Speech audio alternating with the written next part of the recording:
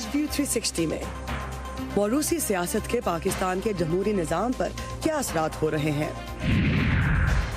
بعض امریکی خوشی کے تہوار تھینکس گیونگ پر سوگوار کیوں؟ اور دیکھیے گا مائیکروسافٹ کا نیا موبائل فون، جو فون بھی اور ٹیبلٹ بھی۔ وائس آف امریکہ کے واشنگٹن اسٹوڈیوز میں آپ سب کو خوش آمدید۔ آپ دیکھ رہے ہیں پروگرام ویو 360 اور میں ہوں ارم عباسی۔ پاکستان کی سیاست میں بھٹو نام سے کون واقف نہیں، لیکن سابق وزیر اعظم ذوالفقار علی بھٹو کے پوتے اور میر مرتضیٰ بھٹو کے بیٹے ذوالفقار علی بھٹو جونیئر کہتے ہیں کہ پاکستان کو موروثی سیاست کی ضرورت نہیں ہے۔ ذوالفقار جونیئر امریکہ میں رہتے ہیں اور کہتے ہیں کہ وہ پاکستان جانے سے خوفزدہ نہیں، لیکن محتاط ضرور ہیں۔ آئیے دیکھتے ہیں نخبت ملک کے ساتھ ان کی خصوصی گفتگو۔ میرے والد قتل ہوئے، میرے دادا مارے گئے، میری پھپھو ہلاک ہوئی، میرے چاچا کو مار دیا گیا۔ یہ تمام افراد مجھے بہت عزیز ہیں اور میں ان کی قربانیوں کو سراہتا ہوں، مگر ہر وقت شہادت کی امید کیوں کی جاتی ہے؟ میرا تعلق ایسے خاندان سے ہے کہ پاکستان میں رہتے ہوئے تحفظ کی ضرورت ہوتی ہے اور ساتھ ہی دوسروں کی حفاظت کے بارے میں بھی سوچنا چاہیے۔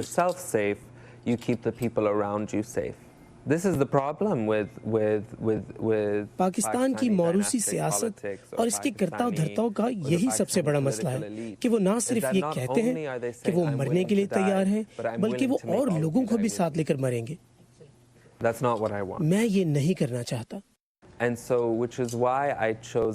لیے میں نے آرٹس کو اپنی سیاسی آواز بنایا۔ میں ایک ایسا آرٹسٹ ہوں جس کی سیاسی تربیت ہوئی ہے۔ میں ایکٹیوسٹ نہیں ہوں، ایسا فنکار ہوں جس کا فن سیاسی ہے۔ میرے نزدیک یہ زیادہ آزادی دینے والا کام ہے اور خدمت کا بہتر طریقہ ہے۔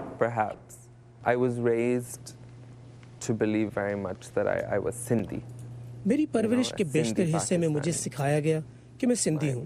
میرے والد مرتضیٰ بھٹو نے ہمیشہ مجھے بتایا کہ آپ سندھی ہیں اور سندھی کی زبان سیکھنا ہے اور سندھی کپڑے پہننا ہے اور سندھی کلچر آپ کو لرن کرنا ہے۔ My inspiration is the shrine, the Sufi shrine. میری انسپریشن مزار ہے، صوفی مزار۔ میں اسلام اور اسلام کے ساتھ میل کھانے والی دیگر ثقافتوں سے بھی متاثر ہوتا ہوں۔ اس لیے میرا کپڑے کا کام، میری رلی، میں انہیں رلی کہتا ہوں، جو ایک سندھی شے ہے، لیکن دراصل یہ رلی نہیں، علم ہے۔ مستقبل کے وہ علم جن کی خوبصورتی اور رنگ ہماری شناخت میں اضافہ کرتے ہیں۔ That makes us who we are as Asians. I started out as a drag queen. میں نے ڈریگ کوئین کے طور پر کام شروع کیا تھا۔ بہت بڑا میڈیم ہے یہ اور بہت کچھ سیکھتے ہیں آپ اس میں۔ Because you could experiment so much. You know, I don't consider myself a drag queen anymore. لیکن اب میں خود کو ڈریگ کوئین نہیں کہتا، میں ایک پرفارمنس آرٹسٹ ہوں۔ میں ڈریگ کو اپنی پرفارمنسز میں استعمال کرتا ہوں۔ I use drag as a performance artist. Falooda اسلام کیا ہے، کون ہے، کیا ہے؟ I think یہ جواب میرے لیے مشکل ہے۔ فالودہ اسلام ایک آرٹ پروجیکٹ تھا، وہ میری شناخت نہیں ہے۔ An art project, not an identity. وہ میری ہمزاد ہے، میری پرفارمنس ہمزاد ہے۔ My performance alter ego. In her live performance practice, وہ زندہ نہیں ہے، she's dead, وہ she's مر a چکی ہے۔ zombie. وہ زندہ لاش ہے، اور وہ زندہ لاش اس لیے ہے کیونکہ وہ شہادت کے لیے ہمارے جنون پر سوال اٹھاتی ہے۔ She questions our obsession with shahadat, with martyrdom. Right? This constant عوام کسی expectation by مخصوص شخص سے people شہادت کی of a certain امید type کرتے of ہیں۔ person, مسلسل یہ توقع کی جاتی ہے کہ ہمیں اپنی جانیں دینی ہیں۔ right? اگر ہم Constant مریں گے نہیں expectation تو کہ we ثابت have کیا to کریں give گے؟ our lives. We must ہمیں give our مرنا ہی lives to ہوگا۔ the cause. I don't want to fight on behalf of میں کسی کے anybody. لیے نہیں لڑنا چاہتا۔ پاکستان کو اپنے لیے خود لڑنا چاہیے اور وہ لڑ سکتے ہیں۔ پاکستان کو موروثی سیاست کی ضرورت نہیں ہے، انہیں ضرورت نہیں ہے کہ کوئی ان کے لیے کھڑا ہو اور لڑے۔ پاکستان اس سے کہیں زیادہ عظیم ہے۔ موروثی سیاست برصغیر سے جنم لینے والے تینوں ملکوں پاکستان، بھارت اور بنگلہ دیش میں نظر آتی ہے۔ صرف بڑی جماعتوں کی قیادت کی ہی بات کریں تو پیپلز پارٹی کی باغ دوڑ آج بھی بھٹو خاندان کے ہاتھ میں ہے، جس کے 2 رکن ملک کے وزیر اعظم بنے۔ مسلم لیگ نون بھی شریف خاندان کی قیادت میں ہی چل رہی ہے۔ نواز شریف اور شہباز شریف کے بعد ان کی اگلی نسل بھی سیاست میں متحرک ہے۔ بھارت میں کانگریس پارٹی نے اقتدار پر طویل عرصے راج کیا اور پارٹی کی پہچان ہے وزیر اعظم جواہر لال نہرو کی بیٹی وزیر اعظم اندرا گاندھی کا خاندان۔ بنگلہ دیش کی سیاست میں بھی 2 بڑے خاندان سب سے آگے ہیں۔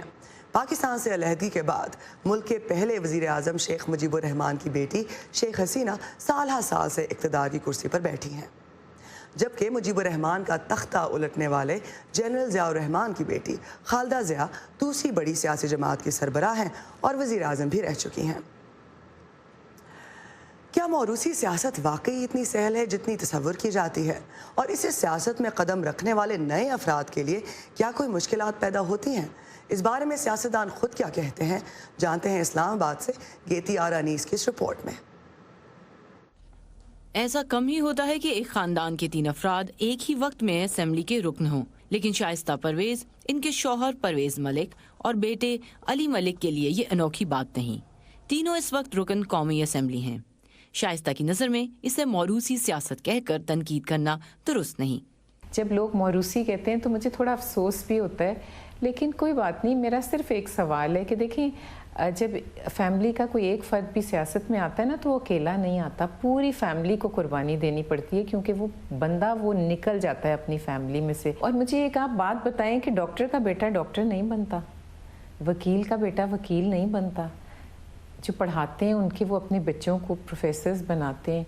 تو اگر سیاستدان بھی اس کو لے تو اس کو موروثی کیوں کہا جاتا ہے، اگر اس میں کیپیبلٹی ہے اور اگر وہ اس راستے پہ ہی چل کے آیا ہے۔ خاندانی یا موروثی سیاست پاکستان میں کسی ایک جماعت تک ہرگز محدود نہیں۔ پاکستان پیپلز پارٹی اور پاکستان مسلم لیگ ہوں یا پھر موجودہ حکومتی پارٹی پاکستان تحریک انصاف، تمام سیاسی جماعتوں میں ایسے چہرے ہیں جو نسل در نسل سیاست کر رہے ہیں۔ مبصرین سمجھتے ہیں کہ اب اس رجحان میں کچھ تبدیلی بھی آ رہی ہے۔ دیکھیے، میرا خیال ہے خاندانی کنیکشن ایک زمانے میں تو بہت میٹر کرتا تھا، اور اگر آج سے آپ 20-25 سال 30 سال پہلے جائیں تو سیاستدان جو تھے ان کے جو لاسٹ نیمز ہوتے تھے بڑے امپورٹنٹ ہوتے تھے۔ لیکن اب آپ دیکھیے کہ اب عام آدمی بھی سیاست میں آنا شروع ہو گیا جماعتوں میں۔ اگر اوپر پہ موروثیت ختم ہو بھی گئی ہے تو نیچے ہے، اور میرے ذہن میں پی ٹی آئی کی مثال ہی تھی کہ ان کی جو ٹاپ قیادت ہے، یعنی کہ خان صاحب خود، وہ تو ایک موروثی سیاست کی پیداوار نہیں ہے، اور انہوں نے اپنے خاندان والوں کو بھی سیاست میں نہیں ڈالا، لیکن اس کے نیچے جو دیگر لوگ ہیں وہ اسی موروثی سیاست کی عکاسی کرتے ہیں جو دیگر جو پاکستانی سیاسی جماعتیں ان میں دیکھی جاتی ہے۔ جبران ناصر پیشے کے اعتبار سے وکیل ہیں۔ انہوں نے 2013 اور 2018 میں صوبائی اور قومی اسمبلی کی نشستوں پر بطور آزاد امیدوار الیکشن لڑا، پر کامیاب نہ ہو سکے۔ سماجی اور انسانی حقوق کے مسائل اجاگر کرنے کی وجہ سے سوشل میڈیا پر کافی مقبولیت رکھتے ہیں۔ جبران کسی سیاسی خاندان کے فرد نہیں ہیں، ایسے میں عملی سیاست کی جانب سفر کتنا مشکل ہے۔ اگر میرے حالات ایسے تھے کہ میں مجبور ہوا کہ ہر ایک سے جا کے اپنا ذاتی تعارف کراؤں، تو مجھے تو وہ میرا لگتا ہے کہ لانگ ٹرم میں فائدہ دیتا ہے، جو کہ کوئی ایک الیکشن یا 2 الیکشن آپ کا سیاسی کریئر جو ہے یا سیاسی سفر طے نہیں کرتے۔ یہ تو پھر تا حیات کا سفر ہے اگر آپ نے اپنے آپ کو اس کے لیے ڈیڈیکیٹ کر دیا ہے۔ یہ آہستہ آہستہ ٹرسٹ ڈیولپ ہوگا، اور میں بھی اس کا انتظار کر رہا ہوں کہ میں نے محنت کرنی ہے، صبر آزما کام ہے، اس امتحان میں کھرا اترنا ہے۔ سیاسی مبصرین کا کہنا ہے کہ جمہوری اقدار کی جڑیں ایک بار مضبوط ہو جائیں تو ہار اور جیت کے فیصلے آخر کار منشور اور کارکردگی کی بنیاد پر ہوتے ہیں، نہ کہ اس بات پر کہ کسی فرد کا تعلق کسی سیاسی گھرانے سے ہے یا نہیں۔ لیکن ان روایات کے قائم ہونے میں وقت لگتا ہے۔ گیتی آرانیس، وائس آف امریکہ، اسلام آباد۔ یہ تو تھا پاکستان کا ذکر۔ امریکہ میں بھی موروثی اور خاندانی سیاست کی مثالیں ملتی ہیں۔ موجودہ دور میں ایک تو بش خاندان ہے جس میں باپ اور بیٹا دونوں صدر بنے، پھر کلنٹنز امریکی سیاست کا ایک طاقتور جوڑا سمجھے جاتے ہیں۔ ہلری کلنٹن صدر کا انتخاب تو نہ جیت سکیں مگر وزیر خارجہ کے منصب پر فائز رہیں، مگر ان سے پہلے کینیڈی خاندان تھا جو آج بھی سیاست میں متحرک ہے۔ صدر جان ایف کینیڈی کے والد بھی سیاستدان تھے، جبکہ ایک بھائی اٹارنی جنرل اور ایک سینیٹر رہا، اور ان سب سے پہلے تھا ایڈمز خاندان جس نے ملک کو دوسرا اور پھر چھٹا صدر دیا۔ صدر ٹرمپ کی جیت ایک وجہ بش اور کلنٹن خاندانوں کی سیاست پر اثر و رسوخ سے اکتاہٹ بھی قرار دیا جاتا ہے۔ جمہوری ملکوں میں سیاست پر خاندانوں کی اجارہ داری کیوں قائم ہو جاتی ہے؟ اس بارے میں ہم بات کریں گے سینئر صحافی اور تجزیہ کار محمد ضیاء الدین سے، جو اس وقت اسلام آباد سے ہمارے ساتھ موجود ہیں۔ ضیاء صاحب، سب سے پہلے یہی بتائیے گا کہ پاکستان سمیت خطے میں موروثی سیاست کی وجوہات ہیں کیا؟ دیکھیے، دوسرے خطے کے دوسرے ممالک کے متعلق تو میں زیادہ نہیں کہنا چاہوں گا، لیکن پاکستان میں فیوڈلزم ابھی بھی جاری ہے، فیوڈل سسٹمز جاری ہیں، اور الیکشنز وغیرہ جو ہوتے ہیں ہمارے ہاں وہ بڑے ایکسپینسو ہوتے ہیں، پیسے بہت زیادہ لگتے ہیں الیکشن لڑنے کے لیے، تو جس کی وجہ سے جو دولت مند لوگ ہیں زیادہ تر فیوڈل ایرسٹوکریسی جو ہے ان خاندانوں سے یہ سیاستدان بنتے ہیں، اور چونکہ فیوڈل ایرسٹوکریسی جو ہے ان کے پاس زمینیں ہوتی ہیں، بڑی بڑی زمینیں ہوتی ہیں، اور ان کے پاس ان کے جو بچے ان کے جو خاندان کے لوگ جو ہوتے ہیں وہ ان کے یہاں کچھ یہ ہو گیا ہے کہ سیاست کو انہوں نے ایز اے پروفیشن اون کر لیا ہے۔ میں دیکھتا ہوں جو خاندان 1947 سے چلے ہیں، جنہوں نے قبضہ کیا ہوا ہے سیاست پہ پاکستان کے، وہ ابھی تک انہی خاندان کے بچے، ان کے بچے چلے آ رہے ہیں۔ یہ ہے چند وجوہات، اور پھر اگین میں نے جیسے کہا کہ یہ دولت مند لوگوں کا پیشہ ہے سیاست اس ملک۔ آپ نے کہا کہ یہ ایک پروفیشن بن گیا ہے سیاست، یہ بتائیے گا کہ اس کے اثرات کیا ہوتے ہیں جمہوری نظام پر جب اقتدار ایک ہی یا چند خاندانوں کے ہاتھ میں رہے؟ ہاں، اس میں ایک اور ایک مسئلہ ہو گیا ہے کہ فوج جو ہے بہت زیادہ انٹرفیئر کرتی ہے سیاست میں، تو وہ کریٹ کرتی ہے الیکٹیبلز کو، جیسے بھٹو صاحب کو ایوب خان نے کریٹ کیا، نواز شریف کو ضیاء الحق نے کریٹ کیا، ابھی عمران خان کے متعلق کہا جاتا ہے کہ اس وقت کی جو لیڈرشپ ہے فوج کی انہوں نے کریٹ کیا۔ ان کے انٹرفیئرنس سے بھی جو ہے پولیٹیکل پارٹیز میں سسٹمز ابھی تک نہیں بنے، پولیٹیکل پارٹیز خود جو ہے وہ ڈیموکریٹک نہیں ہوئی، ان میں خود الیکشنز نہیں ہوتے ہیں، پھر وہ خاندانوں کے ہاتھ میں ایک قبضے میں آ جاتی ہے۔ حالانکہ بے نظیر بھٹو کی جو پولیٹیکل پارٹی تھی وہ پولیٹیکل پارٹی نہیں تھی جو بھٹو صاحب کی تھی، جو انہیں ملی یا انہوں نے ڈیولپ کیا وہ کمپلیٹلی ڈفرینٹ پارٹی تھی۔ اس کے بے نظیر کے متعلق یہ نہیں کہا جا سکتا کہ انہوں نے انہیریٹ کی پارٹی، اور پھر پیپلز پارٹی جو تھی بے نظیر کی وہ کمپلیٹلی ڈفرینٹ تھی nature in even radicalism from Z A Bhutto's party. دوسری طرف دیکھ رہے ہیں نواز شریف صاحب کی ابھی بھی خاندان جو ہے ان کے کنٹرول میں ہے پارٹی، اور چونکہ سب سے زیادہ دولت مند جو اس وقت ہے اس ملک کے شریف فیملی، تو اس لیے انہیں کوئی چیلنج بھی نہیں کر سکتا کہ آپ پارٹی چھوڑ دیں یا الیکشنز کروا لیں یہاں پر۔ ایون آپ پی ایم ایل کیو وہ دیکھ لیں، وہ بھی چودھری شجاعت یا ان کی فیملی کے کنٹرول میں ہے، انہیں بھی کوئی چیلنج نہیں کر سکتا۔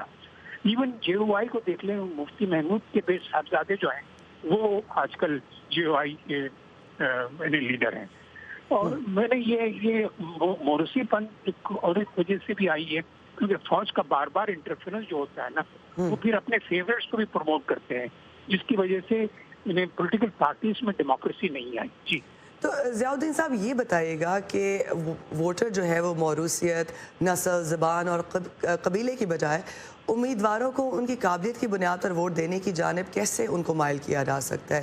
کیا وہ اقدام ہے جو ان کو انفارمڈ چوائسز بنانے میں مدد کرتے ہیں؟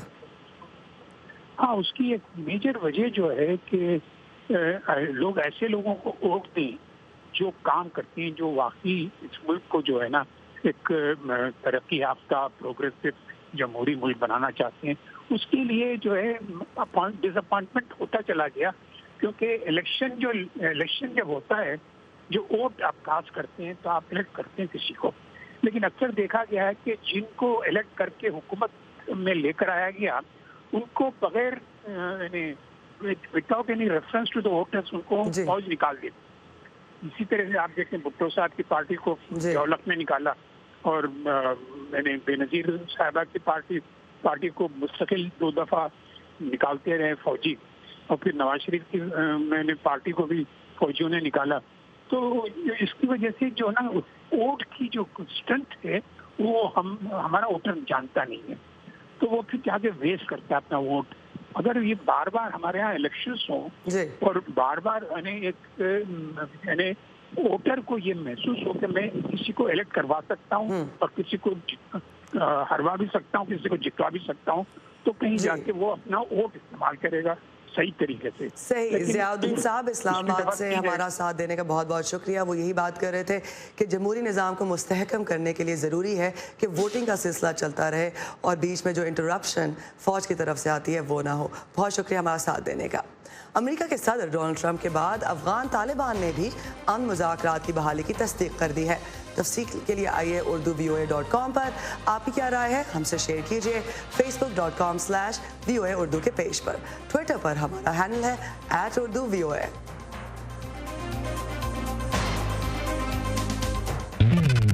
ताज़ा तरीन खबरें, अहम वाक़यात, ऑडियो वीडियो रिपोर्ट्स और तज्ज़िये देखने, सुनने और पढ़ने के लिए डाउनलोड कीजिए VOA उर्दू की नई ऐप। खबरें अब हर वक्त आपकी मुट्ठी में।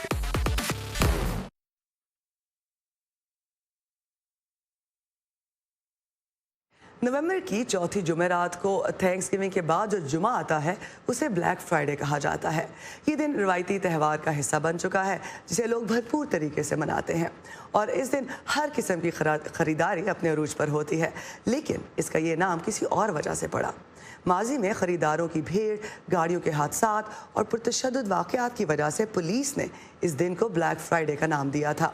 1950 में अक्सर लोगों ने थैंक्स गिविंग की छुट्टी को तवील करने के लिए कभी बीमारी तो कभी कोई और बहाना करके छुट्टी लेना शुरू कर दी, जिसके बाद उनकी अहम मसरूफियत इस दिन शॉपिंग होती थी। दफातर ने ये जानने की बजाय कि मुलाजिम जो है वो बीमार है या नहीं, उन्होंने इसे कारोबार के तौर पर छुट्टी तस्लीम कर लिया और अब ये एक गैर सरकारी छुट्टी बन गई है। इस दिन हर चीज़ सस्ती कर दी जाती है, इसलिए लोगों की बड़ी तादाद मार्केट का रुख करती है। ये फिलाडेल्फिया की पुलिस थी जिसने थैंक्स गिविंग के बाद होने वाले पुरतशद्दुद कार्रवाइयों के बाद इस दिन को ब्लैक फ्राइडे का नाम दिया था। थैंक्स गिविंग के बारे में आमतौर पर यही ख्याल किया जाता है कि इस त्यौहार का आगाज़ 1621 में हुआ, जब यूरोप से हिजरत करके आने वालों ने अमेरिका में पहले से मौजूदा नेटिव अमेरिकन के साथ मिलकर पहली फसल की कटाई के मौके पर खुशी मनाई। लेकिन बहुत से नेटिव अमेरिकन कबाइल के लिए थैंक्स गिविंग खुशी का दिन नहीं है, बल्कि अपने प्यारों की याद मनाने का दिन होता है, जिन्हें अगली 2 सदियों के दौरान सफ़ाए हस्ती से मिटा दिया गया। ये मनाजिर भी एक अन थैंक्स गिविंग डे तकरीब के हैं।